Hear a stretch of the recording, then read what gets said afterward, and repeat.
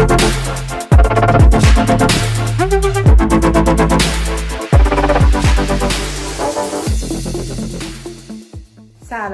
چطورین؟ امیدوارم که خوب باشین. خب من الان شده کمدم بازه.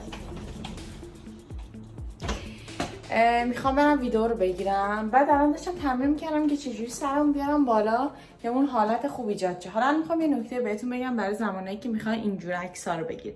بذارین دوربین یه جا بذارم که بهتون نشون بدم. خب یه چیزی که وجود داره اینی که شما وقتی دارید میایید بالا نباید کل سرتون رو بیارید. بعد تا یه جا کمرتون رو بیارید، از اونجا بعد فقط سرتون رو بیارید. مثلا من اینجوری میارم پایین. بزنین یکم میارم اونورتر.